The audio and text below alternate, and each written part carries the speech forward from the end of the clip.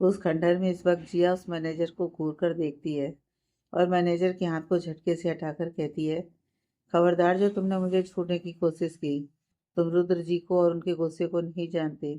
अगर मुझे छूने की कोशिश की तो वह तुम्हारा ऐसा हाल करेंगे कि तुम याद रखोगे।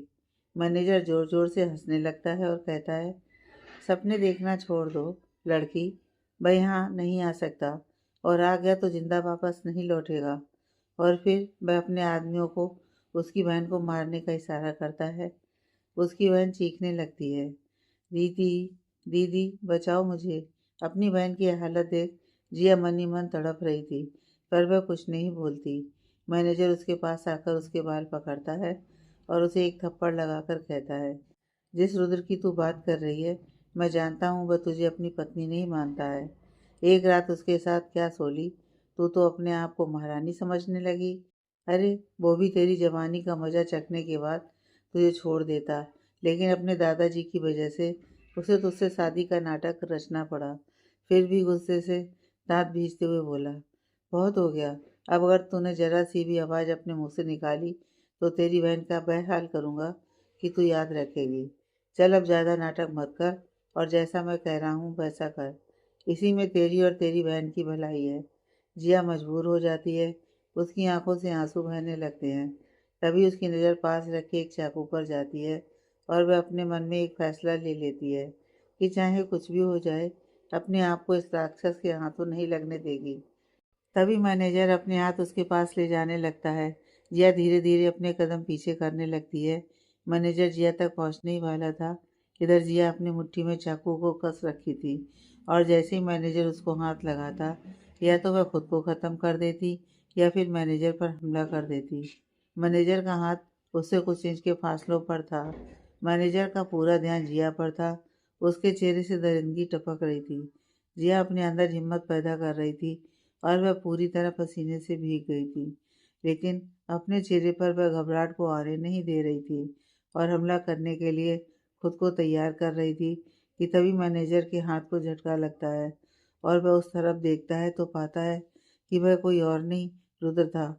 उधर जिया भी उस तरफ देखती है तो उसकी आंखें हैरानी से बड़ी हो जाती हैं। तभी अनिकेत उसके आदमियों को मारते हुए वहां पहुंच जाता है और अनिकेत रुद्र के आगे आकर खड़ा हो जाता है। अब स्थिति ऐसी थी कि पीछे जिया खड़ी थी, उसके आगे रुद्र और रुद्र के आगे अनिकेत खड़ा था और मैनेजर उन लोगों के सामने। वह तीनों गुस्से से मैनेजर को घूर रहे थे। जिया पीछे से रुद्र को पकड़ लेती है। तभी रुद्र उसकी तरफ घूम उसे गले लगाकर कहता है, चिंता मत करो, मैं आ गया हूँ। अब तुम्हारा कोई कुछ नहीं कर सकता। रिया अभी उसकी पकड़ में थी। अनिकेत ने अपनी बंदूक का निशाना मैनेजर पर साध रखा था। वह बोलता है, चल अपने आदमी को बोल, उस बच्ची को छोड़ दे। मैनेजर की आंखों में डर साफ दिखाई दे रहा था। वह रिया को छोड़ने का इशारा करता है। रिया दौड़कर उनके पास आ जाती है और जिया उसे गले लगाकर रोने लगती है और उसे पूछती है, तू ठीक तो है ना मेरी बहन। तभी अनिकेत का ध्यान भटक जाता है और मैनेजर उसके हाथ से गन छीन लेता है और उस पर तान देता है। जिया रिया सहम कर खड़ी हो जाती हैं। उसके आदमी रुद्र और बाकी सबको घेर लेते हैं और एक साथ उन पर हमला करते हैं। तभी रुद्र मौका देखकर एक एक कर सभी को मारने लगता है। अनिकेत भी उन लोगों से लड़ने लगता है। रुद्र और अनिकेत दोनों ही उन पर भारी पड़ रहे थे। उनके सारे गुंडे मारे गए। अब सिर्फ मैनेजर बचा था। वह दोनों मैनेजर को घेर कर खड़े हो गए। मैनेजर को अपनी मौत साफ नजर आ रही थी। वह अपने हाथ हवा में खड़ा कर देता है। रुद्र गुस्से से उसे देखकर कहता है, जिया ये तुम्हारा गुनहगार है, आगे आओ और गोली चलाओ। इसने बहुत सी लड़कियों को अपने मज़े के लिए इस्तेमाल किया है। आज इसे बता दो कि लड़कियां क्या क्या कर सकती हैं। इसे ऐसी मौत दो कि इसकी रूह तक कांप जाए। इसे पता चले लड़की सिर्फ खेलने की चीज़ नहीं है। अगर वह चंडी बन जाए तो वह इन जैसे दुष्टों का संहार भी कर सकती है। बता दो जिया इसे। जिया अपने हाथ में गन लिए उस पर गोली चलाने ही वाली थी कि तभी पीछे से एक आवाज़ आती है, खबरदार जो मैनेजर को चोट पहुंचाने की कोशिश भी करी, नहीं तो तुम्हारी बीवी की बहन भगवान को प्यारी होगी। और साथ ही तुम्हारे पूजने पिताजी जो अभी हाल में ही होश में आए हैं, उन्हें भी वापस उसी जगह पहुंचाने में मुझे भी जरा भी वक्त नहीं लगेगा। यह बात सुनकर सभी एक साथ पीछे घूमते हैं तो उनकी आंखें हैरानी से बड़ी हो जाती हैं। वह आदमी रुद्र के पिता की कनपट्टी पर बंदूक रखे धीरे धीरे आ रहा था। रुद्र के मुंह से धीरे से निकलता है, अंकल आप? वह और कोई नहीं, उसके पिता का सबसे अच्छा दोस्त और उनके परिवार का सबसे बड़ा हिमायती राजीव नंदा था। वे लोग हैरान हो जाते हैं और कहते हैं, राजीव अंकल आप भी हमारे दुश्मन थे? राजीव हंसकर कहता है, हाँ बिल्कुल, तुम्हें क्या लगा कि मैं तुम्हारा अंकल हूँ? पर इसमें मेरी कोई गलती नहीं है। इसमें गलती तुम्हारे बाप और मेरे दोस्त की है। इसने मेरी इतनी बेइज्जती की थी कि मैं भूल नहीं सकता, और तब से मेरा एक ही मकसद था, तुम्हारे खानदान का नामो निशान मिटाना। लेकिन मेरी बदकिस्मती उस हादसे में ये बच गया। लेकिन तुम्हारी माँ और इस अनिकेत का बाप मारा गया। अगर मुझे पता होता कि ये जिंदा बच गया है तो मैं उसी वक्त इसे मार देता। लेकिन तुम लोगों की चालाकी ने इसे बचा लिया और अब इसे मेरे हाथों से कोई नहीं बचा सकता। तभी शिव सिंह जी कहते हैं, आखिर तुम्हारी दुश्मनी मुझसे है, पर मेरे परिवार ने क्या बिगाड़ा है तुम्हारा? उन्हें तो छोड़ दो। और मुझे तो पता ही नहीं है मैंने तुम्हारे साथ ऐसा कौन सा अन्याय किया। राजीव उसे धक्का देकर गुस्से से कहता है, कौन सा अन्याय किया है? तुम पूछ रहे हो? याद करो उस दिन को जब मैंने तुमसे तुम्हारी बहन का हाथ मांगा था और तुमने मुझे मना कर दिया था, यह कहकर कि मैं अपने सारे काम बंद कर और खुद को पुलिस के हवाले कर दूं। तुम जानते थे कि मैं मुझसे कितना प्यार करती है और मैं उससे। मैंने तुमसे कितनी मिन्नतें की थी कि मैं अपने सारे गलत काम बंद कर दूंगा, पर उसके पहले मुझे उससे शादी कर लेने दो। पर तुमने मेरी एक नहीं सुनी और मुझे पुलिस के हवाले करने वाले ये तुम ही थे। लेकिन उसके बावजूद तुमने मेरे खानदान पर उंगली उठाई। पर उसके बाद तो तुम ही ने कहा था ना कि तुम्हें अपनी गलती का एहसास है और तुमसे गलती हुई। शिव सिंह जी बोले, हाँ मैंने कहा था, लेकिन जिस दिन तुमने मुझ पर हाथ उठाया था उसी दिन मैंने कसम खा ली थी कि इस थप्पड़ का बदला तो मैं लेकर रहूँगा। और तब से लेकर आज तक मैंने केवल एक चीज़ निभाई है तुमसे, दुश्मनी। राजीव नंदा की सच्चाई सब सुन रहे थे। शिव सिंह जी उसकी ये बात सुनकर हैरान हो जाते हैं। वह कहते हैं, मैं सपने में भी नहीं सोच सकता था राजीव कि तू मेरी पीठ में छुरा घोंपेगा। मैंने तो तुझे अपने भाई के जैसा समझा था और तुझे सिर्फ इतना कहा था कि गलत रास्ते को छोड़कर मेरे साथ मिलकर काम कर। मैं तुझे अपनी बहन का हाथ खुशी खुशी सौंप देता, पर तू गलत लोगों की संगत में फंस गया और मैंने कभी भी गलत का साथ नहीं दिया। यह तू अच्छे से जानता है। मैंने सिर्फ तुझे उस दलदल में जाने से रोका था। अगर तू मेरे साथ काम करता तो मैं तुझे अपने घर का दामाद होने से नहीं रोकता, बल्कि मुझे तो खुशी होती कि मेरा सबसे अच्छा दोस्त मेरा रिश्तेदार बनता। राजीव गुस्से से बोला, अपने आप को सच्चाई और ईमानदारी का पुतला बताता है तू? अरे न्याय के मार्ग पर चलने वाला कौन सा व्यक्ति अमीर बन पाया था जो मैं बनता? मुझे पैसे चाहिए थे, जल्द से जल्द मुझे पैसे चाहिए थे। मैंने अपनी माँ को और छोटी बहन को मरते देखा था इस पैसे की कमी के कारण।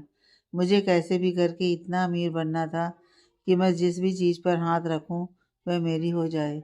और अगर मैंने अपनी इच्छा पूरी करने के लिए गलत का साथ भी दिया तो कौन सा बड़ा गुनाह कर दिया।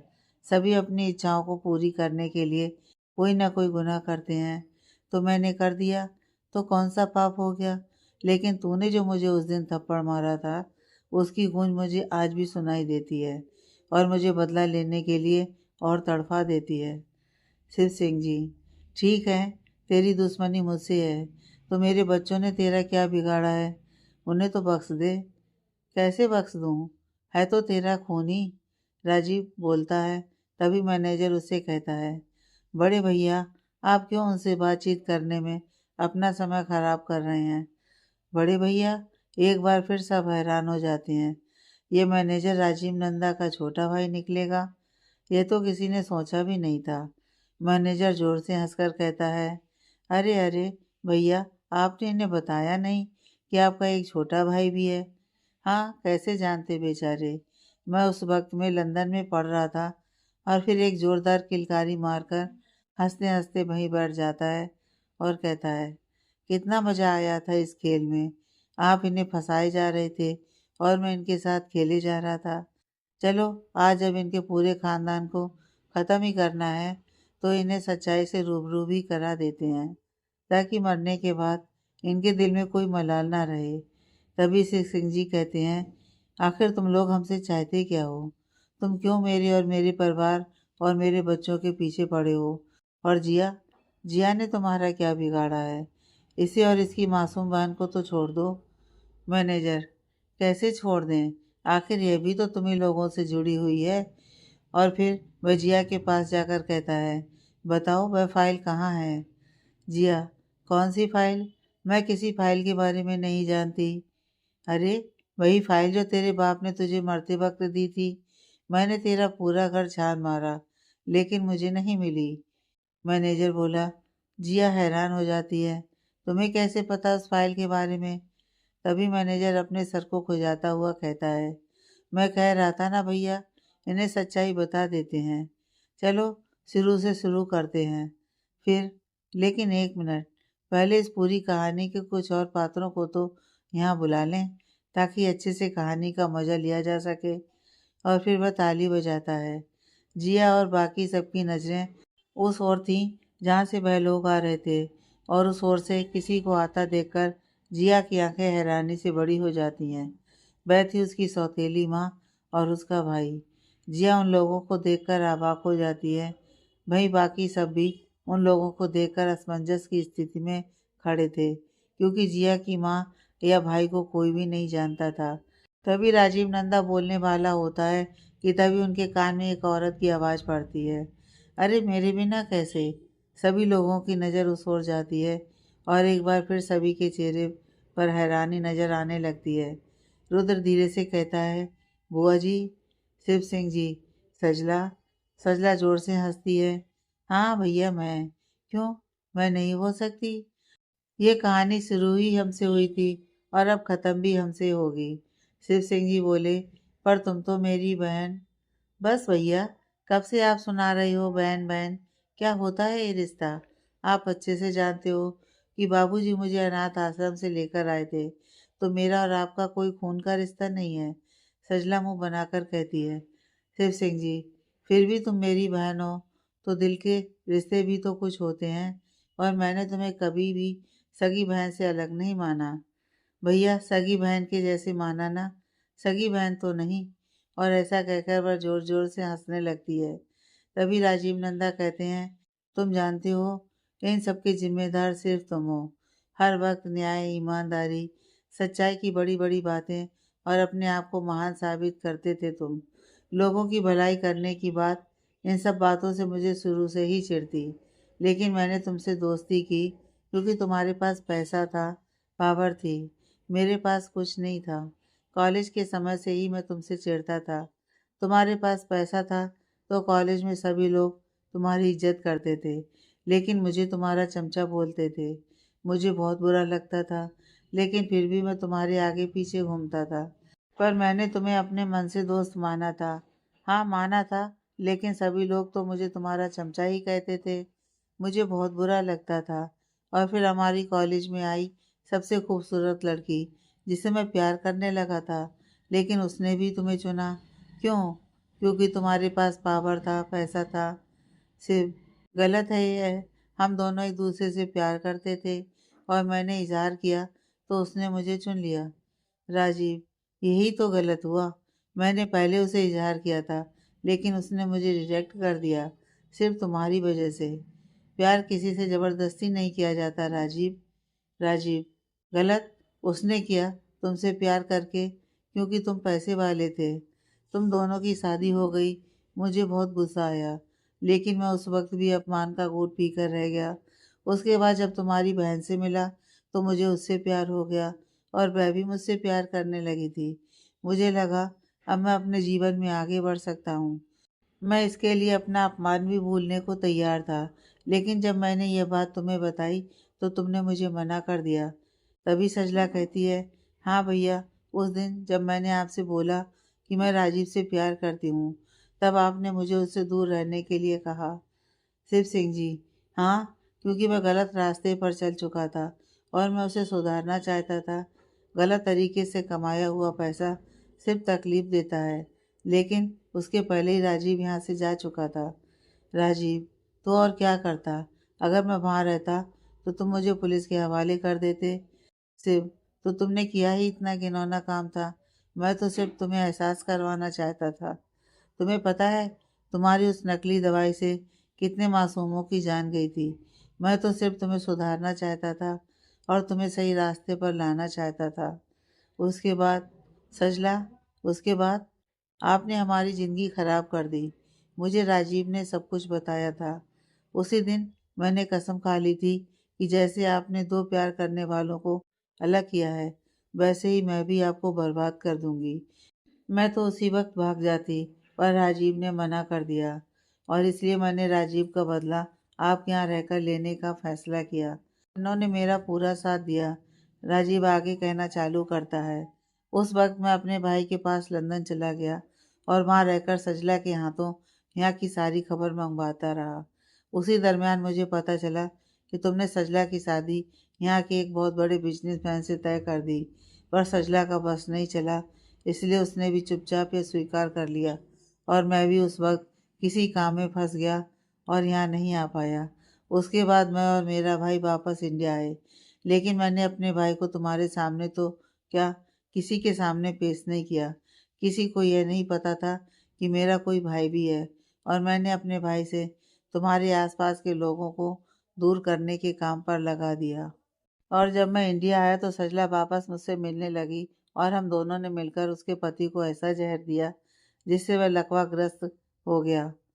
शिव सिंह जी की आंखें हैरानी से बड़ी हो जाती हैं और वो कहते हैं, पर तुम तो कहती थी कि तुम्हारा पति हमेशा बिजनेस टूर पर रहते हैं और किसी से नहीं मिलते हैं, तो इसका मतलब तुम झूठ बोलती थी।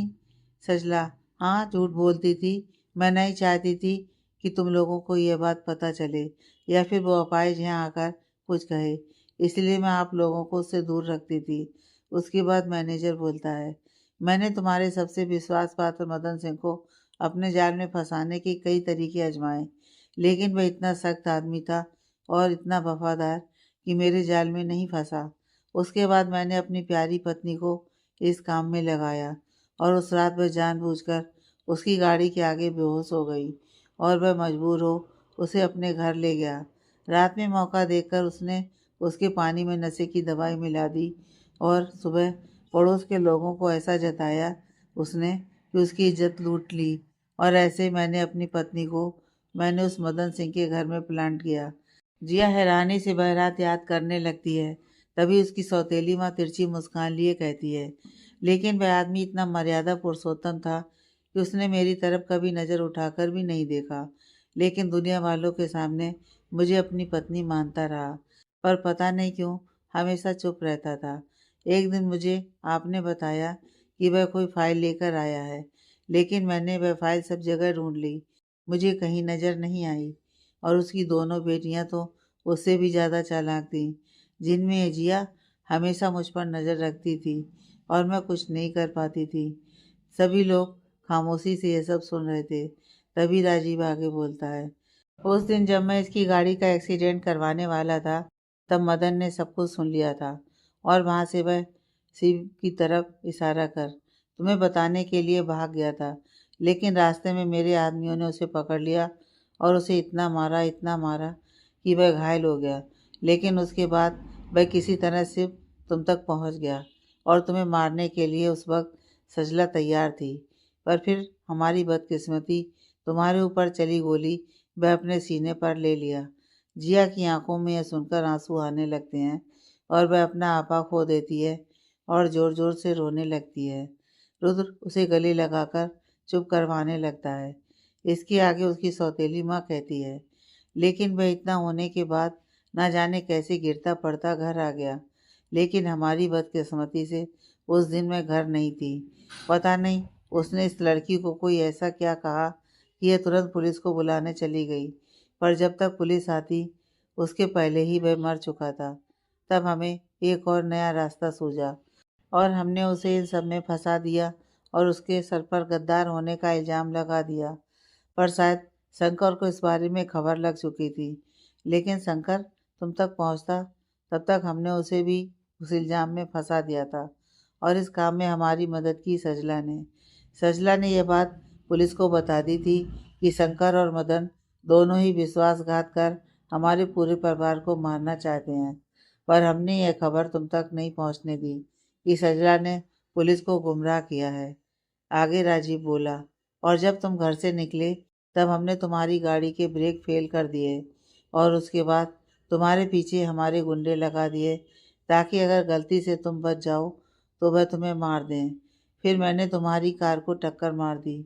जैसे हम चाहते थे हुआ भी बिल्कुल वैसा ही, लेकिन पता नहीं तुम कैसे बच गए। कुछ देर बाद मैं वहाँ गया।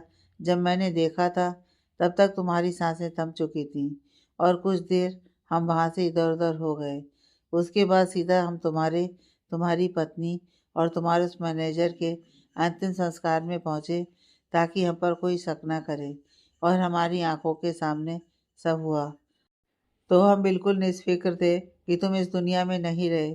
तभी जिया की सौतेली माँ कहती हैं, यह सब काम खत्म होने के बाद मैंने इस लड़की पर इतने अत्याचार किए, लेकिन इस लड़की ने उफ तक नहीं की, और इसके बाप ने वह फाइल कहाँ छुपाई उसके बारे में तो आज तक नहीं पता। लेकिन मुझे जहाँ तक पता है इस लड़की को उसके बारे में सब पता है। अनिकेत, ऐसा क्या है उस फाइल में? राजीव पहले तो कुछ नहीं बोलता है, लेकिन तभी मैनेजर कहता है, भैया बता दो ना, अब तो ये वैसे भी भगवान को प्यारे होने वाले है। सवाल नहीं छोड़ना चाहिए मरने वाले के दिल में।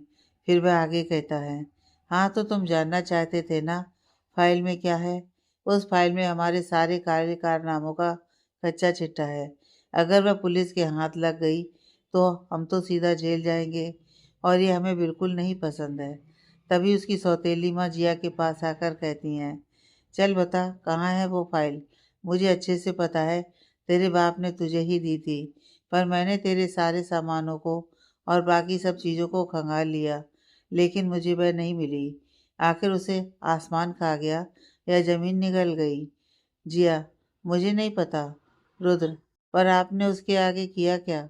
सौतेली माँ, जब मुझे पता चला कि रिया की तबीयत ठीक नहीं है, मैंने उसे घर से निकाल दिया और उस मैनेजर की ओर इशारा करके कहती है, इनके हवाले कर दिया ताकि ये जिया नाम की परेशानी हमेशा के लिए ख़त्म हो जाए। जिया चूँकि बड़ी हो रही थी तो हमने सोचा कि क्यों नहीं इसे भी बेचकर कुछ पैसा कमाया जाए, पर यह इतना आसान नहीं था।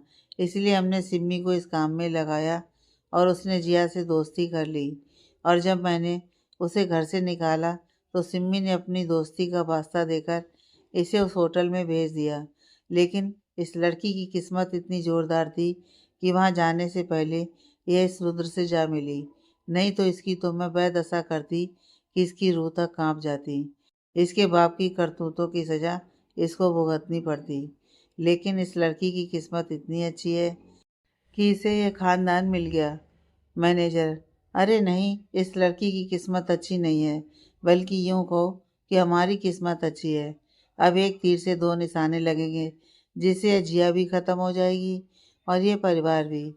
तभी रुद्र कहता है, मैनेजर से कहता है, तुम मैनेजर बनकर क्यों काम कर रहे थे और लड़कियों को क्यों बेचते थे? तुम्हें शर्म नहीं आई? मैनेजर, अरे मैंने तुम्हें नहीं बताया, हाँ हाँ, ताकि मुझ पर कोई शक ना कर पाए। और इस काम में सिन्हा और सिन्हा की बेटी ने हमारा पूरा साथ दिया। हम लड़कियों की खरीद फरोख्त करते थे और उससे हमें बाहर से बहुत पैसा मिलता था, लेकिन सीधा तौर पर अगर मैं लोगों के सामने आता तो शायद मैं ये काम नहीं कर पाता। पर मुझे आज ही पता चला तुम्हारे उस दोस्त ने सिन्हा और सिन्हा की बेटी को हिरासत में ले लिया।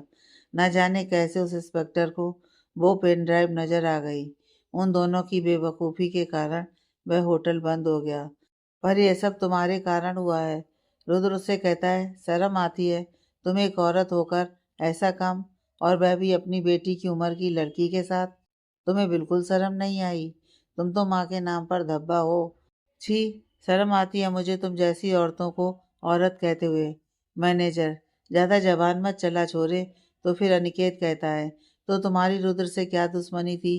राजीव, क्योंकि यह शिव का बेटा है और हमें कुछ दिन पहले ही पता चला था कि यह इस खानदान का वारिस है, इसलिए इसे बदनाम करने के लिए और उनकी कंपनी के शेयर डाउन करने के लिए मैंने कई चाल चली, लेकिन उसमें भी ये बच गया। तुमने मेरा हर वह काम बंद कर दिया जिससे मैं ये धंधा कर सकता था।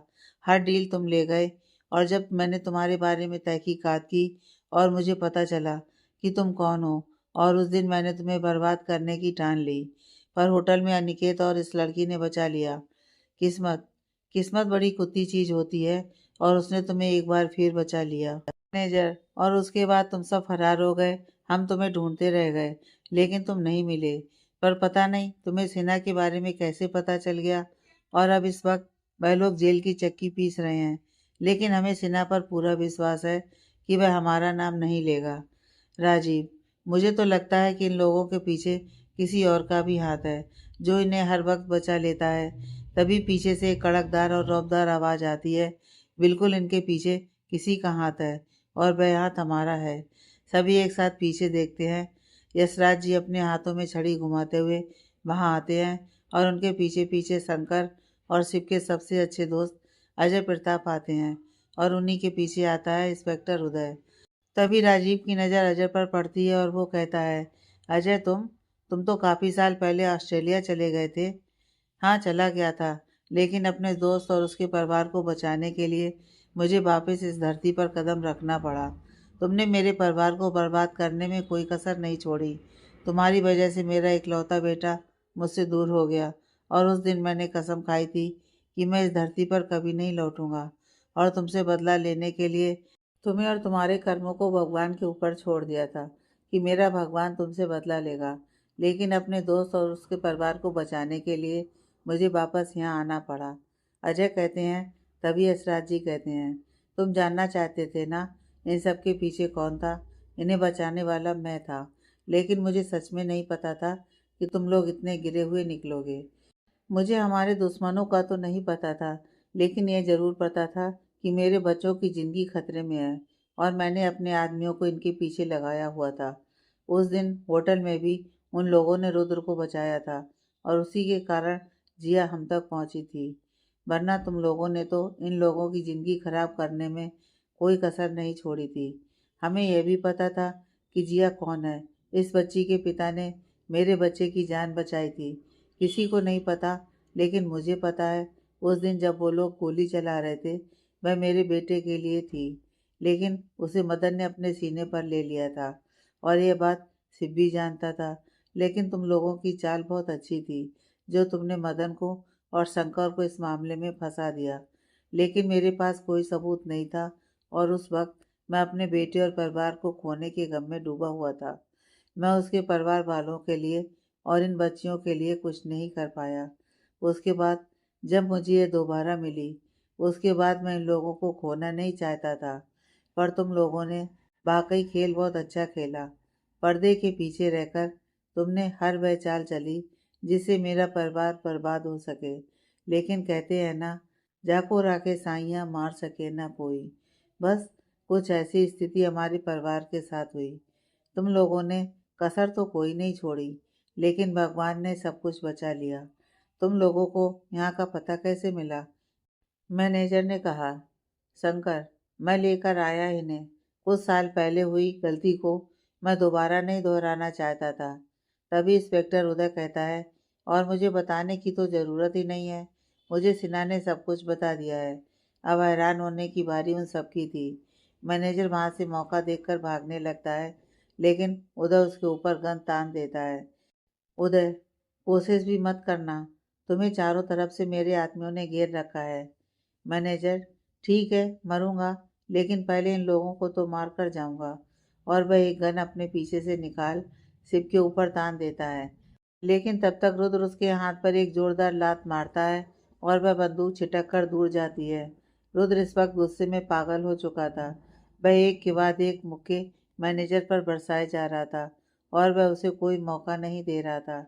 अनिकेत राजीव नंदा को पकड़कर उसे मार रहा था। वहीं जिया की सौतेली माँ वहां से खिसकने की सोच रही थी, लेकिन जिया ने उसे पकड़कर उसे बहुत थप्पड़ लगाए।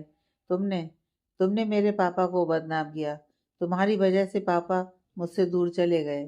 तुम्हारी वजह से मेरी बहन और मुझे घर से बेदखल होना पड़ा। सब कुछ तुम्हारी वजह से हुआ। यह जिसे हम अपना भाई मानते थे, यह भी इस गंदे खून की पैदाइश है। तुम्हें तो मैं जिंदा नहीं छोड़ूंगी। और जिया उसको मारने लगती है। तभी सजला जिया को पकड़ लेती है, लेकिन जिया इस वक्त गुस्से से पागल हो चुकी थी और वह घूमकर एक थप्पड़ सजला के चेहरे पर मारती है और कहती है, तुम जैसी बहन और पत्नी भगवान किसी को ना दे। तुम औरतों के नाम पर दब्बा हो। तुमने मेरे परिवार को धोखा दिया है। और यह कहकर वह वहां पास रखी लकड़ी को उठा लेती है और इन दोनों को मारने लगती है। इस वक्त जिया किसी चंडी से कम नहीं लग रही थी। उधर मैनेजर ने रुद्र को पकड़ लिया था और उसके हाथ में कहीं से चाकू लग गया था। वह रुद्र को चाकू मारने वाला था कि तब तक जिया ने उसके हाथ पर डंडा मार दिया और उस मैनेजर को मारते हुए कहने लगी, तुमने तुमने मेरी इज्जत पर हाथ डालने की कोशिश की थी। इन हाथों को तो मैं तोड़ डालूंगी। तुमने कैसे अपने गंदे हाथों से मुझे छुआ? मैं सिर्फ रुद्र जी की पत्नी हूँ और उन्हें ही मेरे शरीर को छूने का हक है।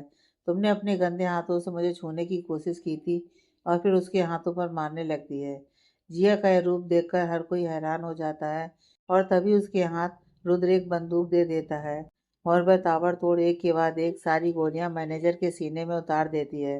रुद्र और अनिकेत राजीव नंदा को मारता है और अनिकेत कहता है, तुम्हारी वजह से मेरे पापा इस दुनिया में नहीं रहे। तुम्हारी वजह से एक बच्चे को अपनी माँ से दूर होना पड़ा। तुम्हारी वजह से हमारे पापा को इतने साल कोमा में रहना पड़ा। और वह उसे मारता है, पर इंस्पेक्टर उदय उसे पकड़ लेता है और कहता है, बस अनिकेत, तुम अपने हाथ गंदे मत करो, इसे कानून सजा देगा। और उसे हथकड़ी लगा देता है। तब तक पुलिस के सारे आदमी अंदर आ जाते हैं और सारे लोगों को अपनी हिरासत में ले लेते हैं। सभी दोषियों को पुलिस लेकर जा रही थी। वहां एकदम से शांति छा जाती है और जिया वहीं बैठकर रोने लगती है। रुद्र उसे चुप करा रहा होता है और अनिकेत शिव सिंह जी के पास जाकर उनके गले लग जाता है और कहता है, पापा आप चिंता मत कीजिए, अब सब ठीक हो जाएगा। और यशराज जी कहते हैं, मुझे नहीं पता था कि हमारे साथ रहने वाले लोग ही हमारे साथ विश्वासघात करेंगे। मैं सोच भी नहीं सकता था कि राजीव ऐसा करेगा। अजय कहता है, बाबूजी, किसी का कुछ नहीं पता। हमने आस्तीन में सांप पाले हुए थे। मैंने शिव को उससे सतर्क भी किया था, लेकिन यह दोस्ती में अंधा मुझे ही गलत मान बैठा था। अभी सब बात ही कर रहे थे कि तभी राजीव उदय से उसकी गन छीन लेता है और शिव सिंह जी पर तान देता है। जिया यह सब देख लेती है और वह चिल्लाकर कहती है, पापा। तब तक रुद्र और जिया दोनों उस तरफ भागते हैं जहाँ रुद्र उन्हें लेकर एक साइड गिर जाता है। वहीं जिया उन दोनों के आगे आ जाती है। गोली जिया की बाह को छूकर निकल जाती है और रुद्र यह देख कर चिल्लाता है, जिया। और जिया को संभालने तुरंत दौड़ता है। जिया जमीन पर गिर गई थी। तब तक रिया भी उसके पास आ गई थी। दीदी, दीदी उठो ना, क्या हुआ आपको? जिया बेहोश हो चुकी थी। उसी वक्त इंस्पेक्टर उदय ने उसके हाथों से बंदूक छीन ली और उसे मारने लगा। और ठीक उसी वक्त उदय ने बाकी की गोलियों को उसके सीने में उतार दिया और फिर अपनी टोपी उतार कर कहा, बुराई का अंत ऐसे ही किया जाता है।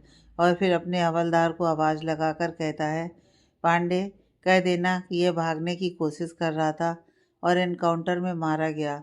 और अपने चेहरे पर एक तिरछी स्माइल लेकर अनिकेत की तरफ अपना हाथ हिलाता हुआ वहाँ से चला जाता है। इधर रुद्र तुरंत जिया को लेकर अस्पताल जाता है। अस्पताल में रुद्र बेतहासा घबराया हुआ बोला, डॉक्टर, घबराने की बात तो नहीं है ना? जिया ठीक तो हो जाएगी ना? डॉक्टर, चिंता की कोई बात नहीं है। गोली केवल उनकी बाह को छू कर गई है और घबराहट के कारण वह बेहोश हो गई हैं। कुछ देर में उन्हें होश आ जाएगा। सभी लोग परेशान होते हैं। रुद्र उन सबको घर भेज देता है और कहता है, आप लोग घर जाकर आराम कीजिए, मैं जिया के पास रुकता हूँ।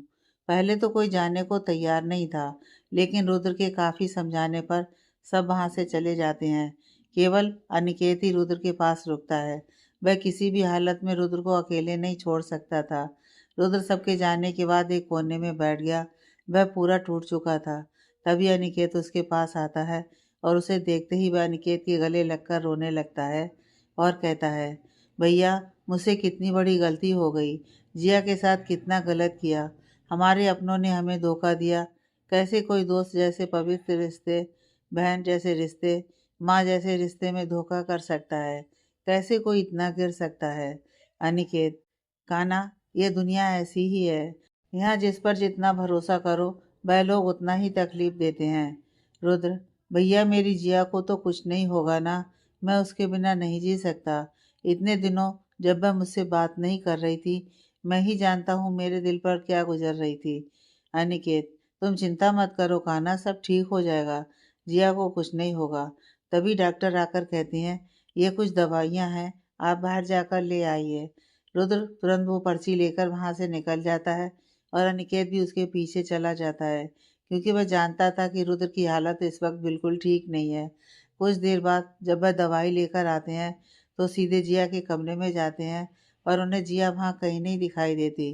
रुद्र जोर से चिल्लाकर नर्सिंग स्टाफ को आवाज़ लगाकर कहा, यहाँ जो पेशेंट थी वह कहाँ गई? सर वो मैडम तो होश में आते ही यहाँ से चली गई। हमने उन्हें रोकने की कोशिश भी की थी, लेकिन वह किसी की सुनी ही नहीं, उनमें से एक बोला।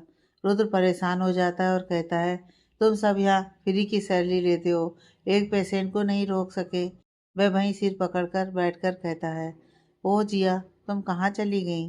तभी उसे कुछ याद आता है और वह वापस वहाँ से बाहर की ओर भाग जाता है। अनिकेत उसके पीछे पीछे जाता है, लेकिन तब तक रुद्र वहाँ से निकल चुका था। वह तेजी से गाड़ी दौड़ाता हुआ घर आता है। घर के बाहर चर की आवाज़ के साथ गाड़ी रोक अंदर आता है। सभी उसे ऐसे परेशान देखकर पूछते हैं, क्या हुआ रुद्र, सब ठीक तो है? और जिया, वो ठीक तो है? वह उनकी बात सुन उनकी तरफ देखकर कहता है, मतलब क्या जिया यहाँ नहीं आई? सभी लोग मना कर देते हैं, नहीं, जिया यहाँ नहीं आई। वह कहता है, तो फिर जिया कहाँ जा सकती है? यशराज जी, पर वह तो अस्पताल में थी। रुद्र, वह हॉस्पिटल से पता नहीं कहाँ चली गई है। वह एकदम से कहता है, रिया कहाँ है? यशराज जी, रिया तो अभी कुछ देर पहले बाहर खेल रही थी। वह बाहर जाकर देखता है तो रिया वहाँ नहीं थी। वह वॉचमैन से पूछता है, रिया कहाँ गई? तो वह कहता है कि अभी कुछ देर पहले जिया मैडम आई थी और वही रिया को यहाँ से ले गई। रुद्र परेशान हो चुका था और वह झल्लाकर कहता है, तो तुमने उसे रोका क्यों नहीं? वॉचमैन कुछ नहीं बोलता है, वो वहाँ से चला जाता है और अपनी गाड़ी में जाकर बैठ जाता है। वह गाड़ी के स्टीयरिंग पर हाथ मारकर कहता है, तुम्हें कहाँ ढूंढूं जिया? और वो गाड़ी लेकर वहाँ से निकल जाता है। जिया को ढूंढते हुए रात हो जाती है, पर वो उसे कहीं कोई खबर नहीं मिलती। वह उसे ढूंढकर थक जाता है और बीच रास्ते में गाड़ी रोक देता है और अपनी गाड़ी पर हाथ मारकर कहता है, कहाँ चली गई जिया तुम? मुझे एक बार बात करने का मौका तो दिया होता। तभी उसकी गाड़ी का एफएम चालू हो जाता है और उस पर गाना बजने लगता है, जो उसकी स्थिति पर एकदम सटीक बैठ रहा था। इश्क तेरे ने हमें खूब नचाया, मर गए हम हाय रब्बा। इश्क तेरे ने सरेआम लुटाया, मर गए हम हाय रब्बा। तभी कहीं दूर जिया अपनी बहन के साथ बैठी होती है और पिछले दिनों जो भी हुआ वह सब एक चलचित्र की भांति उसकी आंखों के सामने घूम रहा था कि तभी पास ही किसी चाय की टपरी पर भी वही गाना बज रहा था। उसके कानों में गाने की आवाज़ आ रही थी और वह भी उस गाने को खुद से जोड़कर अपनी सोच में डूबी हुई थी। तेरी याद में सजना सुबह शुरू हो जाती है, तेरी याद में सजना रातें मुझे तड़पाती हैं।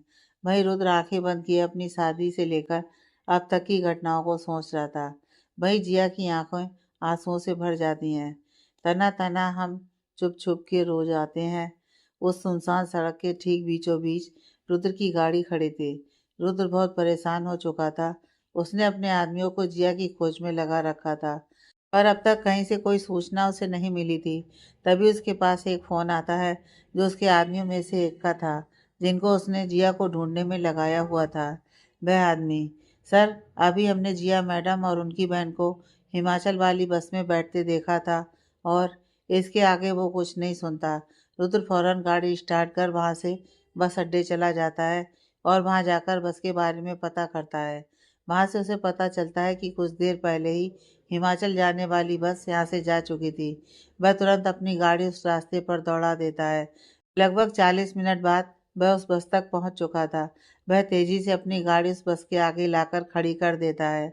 बस ड्राइवर फौरन ब्रेक लगाता है और कहता है, अरे ओ लड़के, पागल हो गया है क्या? मरने के लिए तुझे मेरी ही बस मिली थी। यह गाड़ी इस तरह बीच में क्यों लगाई है? ब्रेक लगते ही बस की सवारियां भी हंगामा करने लगती हैं। रुद्र किसी की नहीं सुनता है और फौरन बस में चढ़ जाता है और जिया को ढूंढने लगता है। पर पूरी बस में देखने के बाद उसे कहीं जिया और उसकी बहन नजर नहीं आती। वह निराश हो जाता है। बस के सभी लोग चिल्लाने लगते हैं, कैसा पागल आदमी है, बस क्यों रोकी तुमने, पता नहीं कहाँ कहाँ से आ जाते हैं, लगता है नशे में है। अरे नहीं, लगता है किसी को ढूंढ रहा है। भीड़ में से आवाजें आने लगती हैं, पर रुद्र की हालत इस वक्त केवल वही समझ सकता था। इतना ढूंढने के बाद भी उसे जिया का नामो निशान नहीं मिलता। वह निराशा से जाने के लिए मुड़ता है, तभी उसके कानों में चूड़ियों की खनक की आवाज़ आती है और उसके चेहरे पर हल्की मुस्कान उभर आती है, क्योंकि वह जिया की आहट को पहचान चुका था। पहले भी जब कई रातें वह जिया को देखते हुए बिताता था, तब उसकी चूड़ियों की खनक का संगीत वह सुनता था। वह जैसे ही पीछे मुड़ता है तो देखता है कि एक लड़की खिड़की से सिर टिकाए सो रही थी और उसका चेहरा एक शॉल से ढका हुआ था। और तभी हवा का एक झोंका आता है, जिससे उसके चेहरे से वह शॉल हट जाती है और वह हवा का झोंका रुद्र के चेहरे को छूकर जाता है, जिससे रुद्र की आंखें सुकून से बंद हो जाती हैं। वह जल्दी से जिया के पास जाता है और कहता है, जिया। जिया आँख खोलती है और उसको वहाँ देखकर हैरान हो जाती है। वह हैरानी से, रुद्र जी, आप यहाँ क्या कर रहे हैं?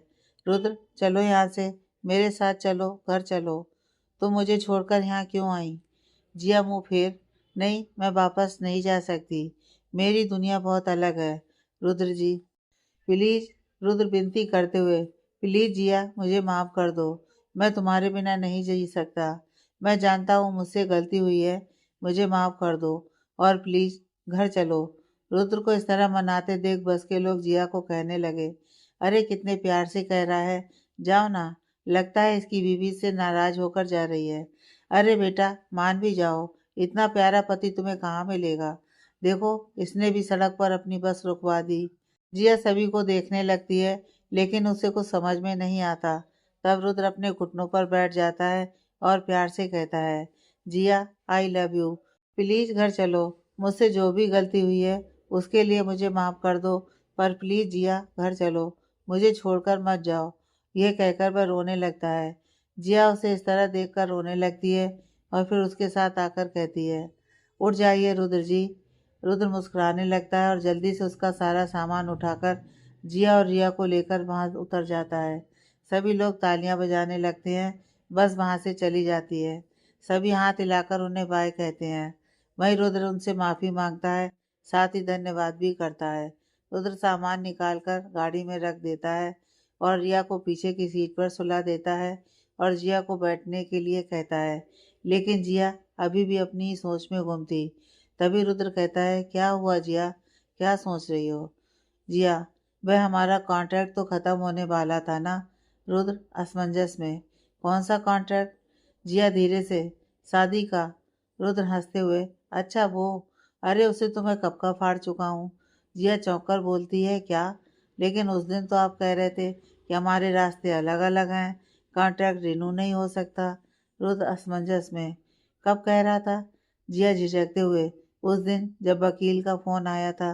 रुद्र को वो दिन याद आता है और वह फिर हंसते हुए कहता है, अरे पागल लड़की, वह तो हमारी एक डील का कॉन्ट्रैक्ट था और उसकी क्वालिटी अच्छी नहीं थी, इसलिए मैंने वह कॉन्ट्रैक्ट रिन्यू नहीं करने के लिए बोला था। वह हमारी शादी का कॉन्ट्रैक्ट नहीं था। जिया चहकती हुई, सच्ची? रुद्र उसके सिर को सहलाकर, मुच्ची।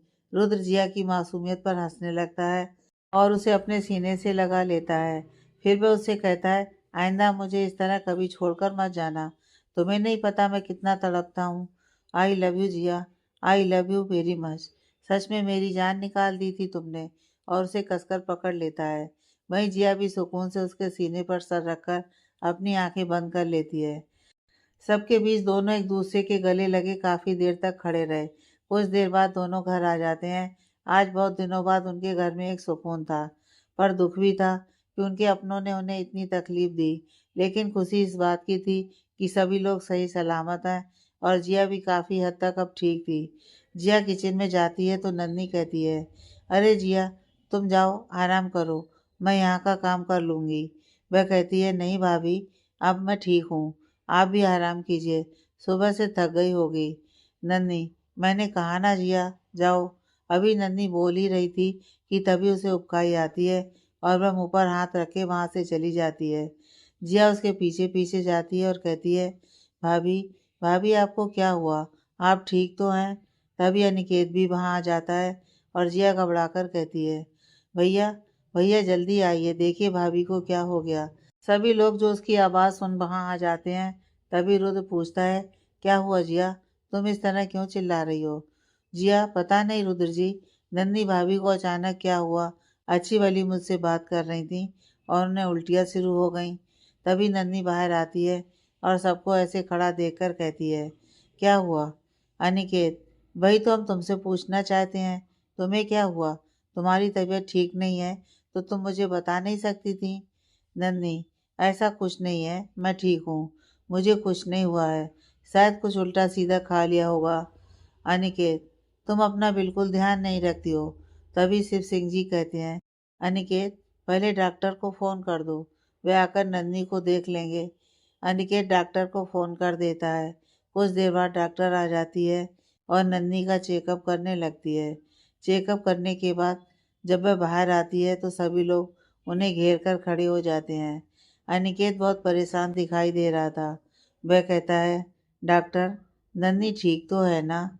डॉक्टर मुस्कुराकर कहती है, बधाई हो मिस्टर अनिकेत, आप पिता बनने वाले हैं। क्या? यह सुनकर सभी के चेहरे पर खुशी आ जाती है और सभी खुश होकर कहते हैं, क्या सच? आप सच कह रही हैं डॉक्टर? जिया तो खुशी से उछलने लगती है। वहीं अनिकेत की आंखों में यह सुनकर आंसू आ जाते हैं। तभी यशराज जी उसको गले लगाकर कहते हैं, वाह बेटा, आज तो तूने सच में दिल जीत लिया। आज तक तू हमें परेशान करता था ना, अब देख तुझे परेशान करने वाला एक नन्हा शैतान आ रहा है। और ये कहकर वह उसे कसकर गले लगा लेते हैं। उनके गले लगकर वह बच्चों की तरह फूट फूट कर रोने लगता है और कहता है, दादाजी, मुझे तो यकीन ही नहीं हो रहा कि मैं पापा बनने वाला हूँ। शिव सिंह जी कहते हैं, तुम्हें पता है, जब पहली बार मुझे रुद्र के आने का पता चला था तब मेरा भी कुछ ऐसा ही रिएक्शन था। मैं भी पापा के गले लगकर बहुत रोया था। सभी लोग खुश होते हैं। तभी रुद्र जिया को इशारा करके कुछ कहता है। जिया समझ नहीं पाती है तो वो उसे साइड में ले जाकर कहता है, अनिकेत भैया ने तो एक खुशखबरी दे दी, अब हम कब देंगे खुशखबरी? जिया शर्मा जाती है और उसके सीने से लग जाती है। सभी लोग हॉल में बैठे थे और जिया सबका मुंह मीठा कराने के लिए गाजर का हलवा बनाकर लाई थी। सब लोग बैठकर बातें कर रहे थे। वहीं जिया नन्ही के पास बैठी उसे हलवा खिला रही थी और कह रही थी, दीदी, अब से आप कोई काम नहीं करेंगे, अब से सारा काम मैं करूँगी, आप सिर्फ आराम करेंगी, है ना पापा? मैं ठीक कह रही हूँ ना? शिव जी, हाँ बिल्कुल ठीक बेटा, अब ये केवल आराम करेगी। तभी अनिकेत कहता है, आज कितने दिनों बाद हमारे परिवार में खुशियाँ आई हैं, नहीं तो रोज एक नई परेशानी सामने आ रही थी। लेकिन दादाजी, मुझे एक बात समझ में नहीं आई, जिस फाइल का वो लोग जिक्र कर रहे थे वह कहाँ गई? तभी यशराज जी जिया की तरफ देखकर मुस्कुराकर कहते हैं, यह है ना हमारी शेरनी, इसने आते वह फाइल मुझे थमा दी थी जब उसे पता चला था कि मुझे सब कुछ पता है। सभी लोग हैरानी से जिया की तरफ देखते हैं और कहते हैं, क्या जिया को पहले से आपके बारे में पता था? रुद्र यह सुनकर हैरान हो जाता है। तब यशराज जी कहते हैं, हाँ, एक दिन जिया ने मुझे किसी से बात करते हुए सुन लिया था और जब मेरे मुंह से इसके पिता का नाम निकला तब ये जान चुकी थी कि मैं इसके पिता के बारे में गलत नहीं सोचता। तब इसने वह फाइल मेरे हवाले कर दी थी और कहा था कि यह फाइल उसके पिता ने उसे दी थी। मैं तो उसके बारे में सब जानता था, इसलिए उसे अपने पास रख लिया और अजय तक पहुंचा दी। और वह फाइल इस वक्त इंस्पेक्टर उदय के पास है और उसी की वजह से उन लोगों को सजा होने में आसानी होगी। रुद्र अपनी बेवकूफ़ी पर पछता रहा था और फिर वह कहता है, इतना सब कुछ हो गया और मुझे किसी ने बताया ही नहीं। सब उसकी बात पर हंसने लगते हैं। आज बहुत दिनों बाद सबके चेहरे पर एक सुकून था। समय ऐसे ही पंख लगाकर उड़ रहा था। जिया और रुद्र के बीच की सारी नाराज़गी और सारी दुनिया ख़त्म हो चुकी थी। अब रुद्र एक भी मौका नहीं छोड़ता था जिया को परेशान करने का या उसे छेड़ने का। जिया भी रुद्र के प्यार को महसूस कर रही थी और अपने आप को उसकी प्यार की गहराइयों में छोड़ निश्चिंत हो चुकी थी। रिया को देहरादून के एक बहुत बड़े हॉस्टल में पढ़ने के लिए भेज दिया था। अब रिया पहले से ज़्यादा समझदार हो चुकी थी। रुद्र और जिया का प्यार दिन पर दिन बढ़ता जा रहा था। वहीं अनिकेत नन्ही की रोज रोज नई नई डिमांड सुनकर परेशान हो रहा था, लेकिन साथ ही इस पल को खुश होकर जी भी रहा था। नन्ही भी इस पल को खुशी से जी रही थी। सभी लोगों ने नन्ही को बिल्कुल कांच की गुड़िया की तरह रखा हुआ था। उसे इतनी सी भी तकलीफ नहीं होने देते थे। जिया भी हमेशा उसके साथ रहती थी। तभी नन्ही की गोद भराई का दिन आ जाता है। सभी लोग खुश होकर नन्ही को बहुत सारे तोहफे दे रहे थे। सभी मेहमान नन्ही को बधाइयाँ और आशीर्वाद दे रहे थे। तभी रुद्र स्टेज पर चला जाता है और नाचने लगता है, और गाते गाते वह जिया के पास आकर उसका हाथ पकड़कर उसे भी स्टेज पर ले जाता है और दोनों डांस करने लगते हैं। सभी हुटिंग करने लगती हैं। जिया रुद्र की आंखों में अपने लिए बेशुमार प्यार देख रही थी। वह भी डांस करने लगती है और फिर शर्माकर वापस नीचे भाग जाती है। तभी अनिकेत वहां जाता है और नन्ही को देखकर वह भी डांस करने लगता है। अनिकेत और रुद्र दोनों मिलकर नन्ही और जिया को देखकर डांस करने लगते हैं। नन्ही की गोद भराई बहुत अच्छे से पूरी हो जाती है। सभी लोग बहुत खुश थे। सभी मेहमानों के जाने के बाद जिया भी अपना सारा काम समेट अपने कमरे की तरफ जाने वाली होती है कि तभी रुद्र आकर उसका रास्ता रोक लेता है और कहता है, आज तुम बहुत प्यारी लग रही थी, और जब तुम ऐसे शर्माती हो ना, सच में दिल करता है तुम्हें और तुम्हारे इन लाल लाल गालों को चूम लूं। जिया, हटिए, आप भी ना कैसी बातें करते हैं। चलिए छोड़िए मुझे, कोई देख लेगा। देखता है तो देखने दो, अपनी बीवी से ही तो प्यार कर रहा हूँ, किसी पड़ोसी से थोड़ी। रुद्र बोला। जिया छोड़ो ना, आप भी ना। और ऐसा कहकर वह जाने लगती है। तभी उसे चक्कर आ जाता है। रुद्र उसे संभालते हुए, क्या हुआ जिया, तुम ठीक तो हो? तुम अपना बिल्कुल ध्यान नहीं रखती। सुबह से बस इधर उधर चक्कर काट रही हो। तुमने खाना भी ठीक से नहीं खाया। देख रहा था मैं तुम्हें। और वह जिया के मना करने के बावजूद जबरदस्ती उसे हॉस्पिटल लेकर निकल जाता है। जिया मना करते रह जाती है, लेकिन वह उसकी एक नहीं सुनता। हॉस्पिटल उन्हीं का था, इसलिए रुद्र को कोई परेशानी नहीं होती जिया का चेकअप करवाने में। कुछ देर बाद डॉक्टर रिपोर्ट लेकर आते हैं और कहते हैं, बधाई हो रुद्र जी, आप पापा बनने वाले हैं। ये सुनते ही रुद्र वहीं उछलने लगता है और वहाँ के स्टाफ को पैसे देकर मिठाई मंगवाता है और सारे हॉस्पिटल में मिठाई बंटवा देता है।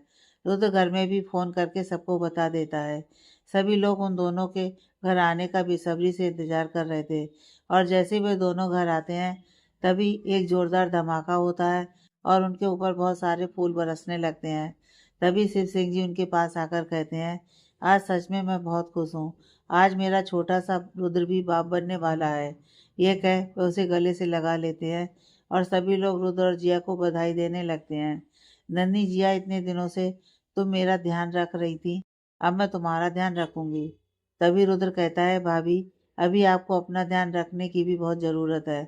अब से आप दोनों कोई काम नहीं करेंगी, सारा काम हम लोग करेंगे। आप दोनों सिर्फ आराम करेंगे। जिया, नहीं, मैं आराम नहीं करूँगी। मैं नहीं बैठे रह सकती हूँ। नन्ही, क्यों? तुम मुझे भी तो बैठा कर रखती थी। तभी असराज जी दोनों के सर पर हाथ रखकर कहते हैं, ऐसे ही सदा खुश रहो और ऐसे ही मेरे परिवार को खुशियों से भर दो। तुम दोनों सच में मेरे घर के लिए बहुत अच्छे कदम लेकर आई हो, जो तुम्हारे आते ही मेरा बेटा मेरे पास वापस लौट आया और सारे दुश्मनों को जेल की हवा भी खिला दी। और अब इतनी बड़ी खुशी भी तुम हमें दे रही हो। सदा खुश रहो बच्चे। अब तो जिया रुद्र को परेशान करने का एक भी मौका नहीं छोड़ती थी। उधर रुद्र भी खुशी खुशी उसकी हर फरमाइश पूरी करता था और उसे बिल्कुल फूलों की तरह रखता था। आधी रात को भी जिया कोई फरमाइश करती तो रुद्र खुशी खुशी उसे पूरा करता था और उसके चेहरे पर एक सिकन भी नहीं होती थी। कुछ दिनों बाद नन्ही एक प्यारी सी लड़की को जन्म देती है। सभी लोग बहुत खुश होते हैं। वही जिया भी इन सब से बहुत खुश थी। वह गुड़िया को अपने गोद में लेती है और खुशी से भर उठती है। तभी उसके पेट में दर्द होता है और वह चिल्लाती है, रुद्र जी। रुद्र उसके हाथ से बेबी को ले लेता है और कहता है, क्या हुआ जिया, सब ठीक तो है? क्या तुम्हें दर्द हो रहा है? वह मुस्कुराकर उसका हाथ अपने पेट पर रखकर कहती है, देखिए, बेबी ने मेरे पेट पर लात मारी। यह सुन सब खुश हो गए। रुद्र, मैं कब से इसका इंतजार कर रहा था।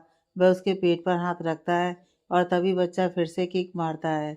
अपने बच्चे की पहली हलचल महसूस कर वह खुशी से फूला नहीं समाया और बार बार इस एहसास को महसूस करने लगा। 6 महीने बाद हॉस्पिटल में रुद्र बेचैनी से इधर उधर चक्कर काट रहा था। यशराज जी, देखा कैसा बेचैन हो रहा है। रुद्र, थोड़ी देर बैठ जा, सब ठीक होगा। रुद्र जिया की चिल्लाने की आवाज़ सुनकर बेचैन हो रहा था। दादाजी, देखो उसे कितना दर्द हो रहा है, पता नहीं कैसी हो गई। रुद्र बेचैनी से बोलता है। तभी बच्चे की रोने की आवाज़ आती है और सभी खुशी से देखने लगते हैं। तभी एक नर्स बाहर आकर कहती है, बधाई हो, लड़का हुआ है। और तभी दूसरी नर्स एक छोटे से बच्चे को गोद में लिए वहाँ आती है और रुद्र की गोद में थमा देती है। रुद्र बच्चे को देखकर अपने आंसू रोक नहीं पाता और उसके सर पर किस करता है। उसकी आंखों से आंसू निकल आते हैं। शिवजी उसे रोता देखकर उसके पास आते हैं और उसके कंधे पर हाथ रखते हैं। रुद्र, पापा देखो ना, मेरा बच्चा। फिर नर्स की तरफ मुड़कर कहता है, जिया कैसी है। वह ठीक है, बस अभी बेहोश है, कुछ देर में होश आ जाएगा। थोड़ी देर बाद जिया को होश आ जाता है और सभी उससे मिलने जाते हैं। रुद्र भी उससे मिलने पहुंचता है। कैसी हो जिया। जिया बोलती है, मैं ठीक हूँ। हमारा बच्चा। रुद्र उसे बच्चे से मिलाता है और उसे देख जिया की आंखों में भी खुशी के आंसू आ जाते हैं। 2 साल बाद आज घर में चहल पहल मची हुई थी। आज अनिकेत और नंदनी की बेटी का बर्थडे था। आज वह पूरे 2 साल की हो गई थी। वहीं रुद्र और जिया का बेटा 1.5 साल का हो गया था। वह दोनों बच्चे पूरे दिन अपने दोनों दादाजी को अपने आगे पीछे घुमाया करते थे। यशराज जी और शिव जी भी दोनों उनके पीछे पीछे घूमकर उनके बचपन का आनंद ले रहे थे। दोनों बच्चे पूरे घर को सर पर उठाकर रखते थे और उनकी फरमाइश पूरी करने सब एक पैर पर खड़े रहते थे। तभी रुद्र कमरे में आकर कहता है, चलो जिया, बहुत देर हो गई, नीचे मेहमान आ गए होंगे। जिया तैयार हो रही थी। रुद्र उसे देखकर उसकी सुंदरता में खो जाता है और कहता है, बहुत सुंदर लग रही हो। जिया उसकी आंखों में शरारत देखकर समझ चुकी थी कि रुद्र अब क्या करने वाला है। वह धीरे धीरे उसके पास आता है और उसके कंधे पर चूम करके कहता है, आई लव यू जिया, और फिर उसके गालों को पकड़कर उसके होंठों पर एक मीठी सी किस करता है। जिया उससे अलग होकर कहती है, रुद्र, आप बिल्कुल नहीं बदले, अब आप एक बच्चे के बाप बन चुके हैं, कुछ तो शर्म कीजिए। रुद्र, अगर शर्म की होती तो फिर वह बच्चा थोड़ी होता।